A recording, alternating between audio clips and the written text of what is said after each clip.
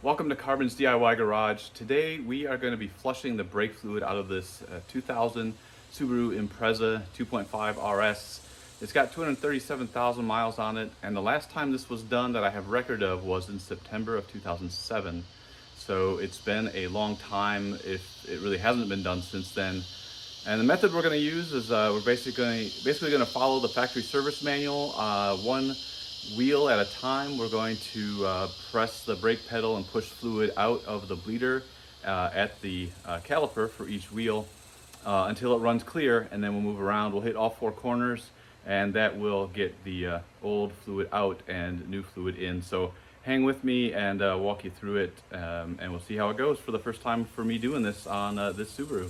So here we are at the brake cylinder, the brake fluid reservoir, not the clutch, but the brakes on the master cylinder there. And first thing I did is got the vehicle up on jack stands, got all the tires off so I can get to the brake calipers. Next thing I did is, you want to get all the fluid out of the reservoir, the old fluid that you can, so you just don't have to push as much old fluid through the brake lines. It just makes some sense, makes things go a little bit faster. So you take the top off, and then there's actually this filter down inside there that you need to pull out. And it's in there pretty good because you can see there's these two little tabs, and they fit into the slots down there at the bottom. So it kind of snaps in place. So you can lift up a little bit with your fingers on the inside, and then I use just a small screwdriver to kind of just wiggle it and work it up. And it's a tight fit, but it will eventually just come up. Just go slow so you don't rip the filter material.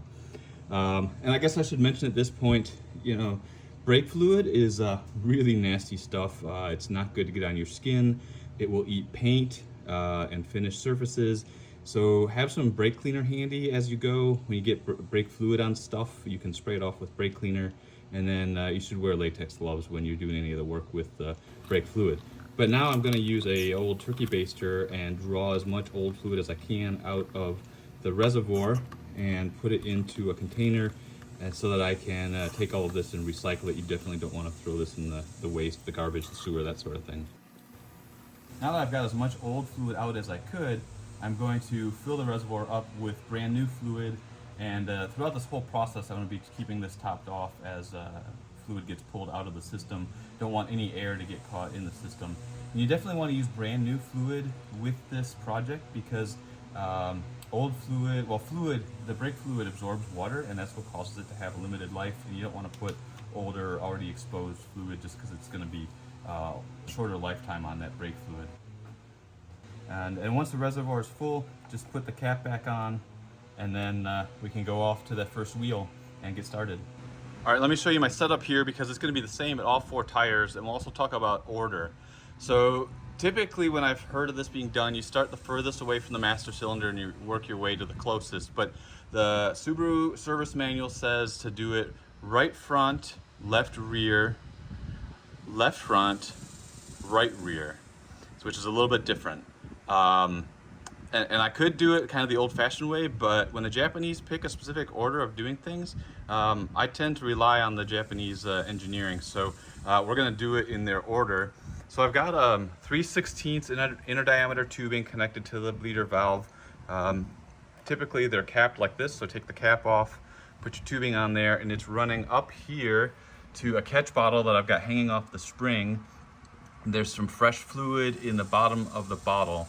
And so what's going to happen is I will open the bleeder valve, and then the fluid is free to flow into that catch bottle. I'll go over to the brake pedal, pump the brakes, and then every time I pump the brakes, it's going to be pushing fluid out through this tube into the catch bottle. And if for some reason there'd be backflow into the caliper, then it would be pulling this fluid in from the bottom of the bottle, and that's why I've got the bottom of the tubing covered up with fresh oil so I don't get air into the system. And I'm just going to do this until the brake fluid running out of this tubing is clear, like it is in the bottle right now, and then this line will have been flushed. And like I said, watching the reservoir level in the master cylinder because you don't want that to get too low also. And it's just a little bit back and forth. I'm using an 8mm wrench on this bolt.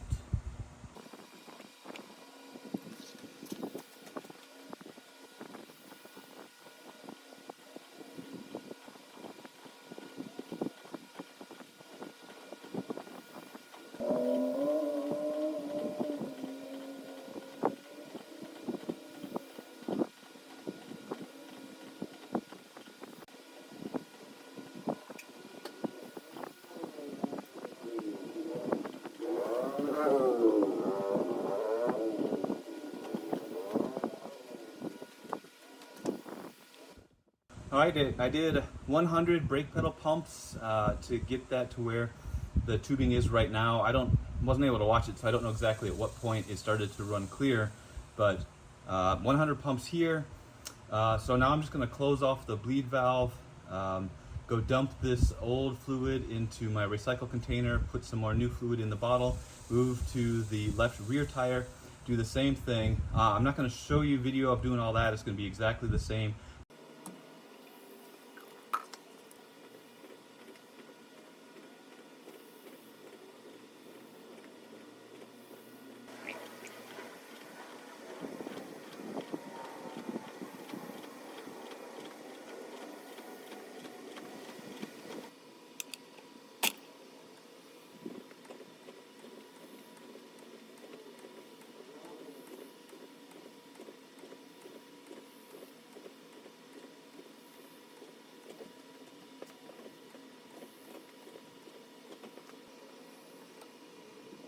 Well, that's it for the right rear. I've done all 4 of them, and now all I have to do is go refill the master cylinder to the fill line, put that filter in, put the cap on, and we're done. Put tires on, put it back on the ground. I don't know if you guys were watching closely. When I tightened up the bleed valve, I noticed that the caliper moved, and sure enough, look at this. There is no caliper bolt up here in this bracket. There's one down below, but whenever previous owner did the last brake job, whoever did it didn't put the caliper bolt in. I don't know how long this has been like this, but clearly not a good condition. Time to get me a caliper bolt. My goodness. So hopefully this video has been helpful on how to flush the brake lines in Subaru Impreza, or probably any Subaru, just doing it in that order that the Japanese dictate. Just to help you out with some information, I went through about 2 12-ounce bottles of brake fluid, and instead of looking after every brake pump, I just did 25 brake pumps and went back and checked, and after 25, all of them were running clear through the tubing. So, and 25 wasn't so much that the master cylinder was empty.